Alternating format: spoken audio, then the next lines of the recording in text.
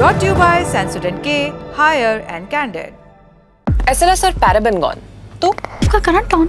What then? इसके potassium ions करी टूट का करंट गॉन, लाइव का करंट ऑन। पहली सुर्खी यमन से है। 17-18 अप्रैल की दरमियानी रात अमेरिका ने हुती विद्रोहियों के खिलाफ जोरदार हमला किया, निशाना बनाया रेड सी के किनारे बने रास ईसा बंदरगाह को। यह यमन की राजधानी सना से 300 किलोमीटर की दूरी पर है। इस हमले में 38 लोगों की मौत हो गई और 100 से ज्यादा लोग घायल हुए। इन आंकड़ों की पुष्टि हुती समर्थित अल मसीरा टीवी ने की है। अमेरिका हुतियों पर आरोप लगाता है कि वे इस पोर्ट के जरिए अवैध रूप से तेल बेचते हैं, जिसकी कमाई से अमेरिका और उसके सहयोगियों पर रेड सी में हमले को अंजाम वो दे रहे हैं। इसी के खिलाफ अमेरिका 15 मार्च के बाद से हुती विद्रोहियों पर दर्जनों हमले को अंजाम दे चुका है। 7 अक्टूबर 2023 को इजराइल हमास युद्ध शुरू हुआ। इसी के बाद से ही हुती फिलिस्तीन के समर्थन में इजरायली सहयोगियों के जहाजों को निशाना बना रहे हैं।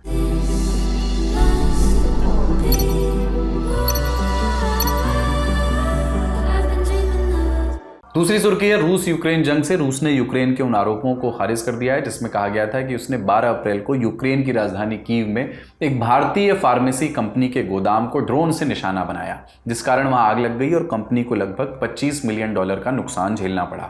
कंपनी का नाम है कुसुम हेल्थ केयर। इसके बाद भारत में मौजूद रूसी दूतावास ने 17 अप्रैल को एक बयान जारी किया, कहा कि उसमें न तो इस भारतीय कंपनी को निशाना बनाया है और ना ही इसकी कोई योजना थी। संभावना है कि यूक्रेनी एयर डिफेंस सिस्टम की ही कोई मिसाइल उस पर गिर गई हो जो अपने टारगेट भेदने में नाकाम रही हो। ऐसे मामले पहले भी सामने आ चुके हैं।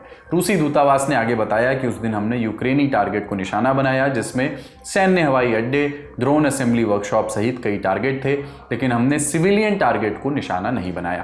दरअसल कुसुम हेल्थ केयर के गोदाम पर हमले के बाद यूक्रेन ने भारत रूस रिश्तों पर सवाल उठाया था। भारत स्थित यूक्रेनी दूतावास ने एक्स पर पोस्ट करते हुए लिखा था, रूसी मिसाइल ने भारतीय कंपनी के गोदाम को तबाह कर दिया है। मॉस्को एक तरफ भारत से विशेष मित्रता का दावा करता है और दूसरी ओर जानबूझकर भारतीय बिजनेस इंस्टीट्यूशंस पर हमला करता है, बच्चों और बुजुर्गों के लिए बनी दवाइयों को नष्ट कर देता है। Candid dusting powder, 4 skin problems का एक expert solution. Candid dusting powder, हटा खुजली, लगा कैंडिड। तीसरी सुर्खी भी रूस से आई है। वहां की सुप्रीम कोर्ट ने तालिबान को बड़ी राहत दी है और उसे आतंकी संगठनों की सूची से बाहर निकाल दिया है। कोर्ट के इस फैसले का मकसद दोनों देशों के बीच के संबंधों को सामान्य बनाना है। रूसी समाचार एजेंसी टास के मुताबिक इस फैसले की घोषणा 17 अप्रैल को जस्टिस ओलेग नेफेडोव ने की। ये फैसला वहां के प्रोसिक्यूटर जनरल के अनुरोध पर किया गया और तत्काल प्रभाव से लागू कर दिया गया। 80-90 के दशक में हुए अफगान रूस युद्ध के बाद से ही दोनों के बीच संबंध उतने अच्छे नहीं रहे, लेकिन वर्तमान परिस्थितियों में दोनों के हित मिल रहे हैं। पिछले साल ही रूसी राष्ट्रपति व्लादिमीर पुतिन ने तालिबान को आतंकवाद रोधी प्रयासों में एक प्रमुख सहयोगी बताया था।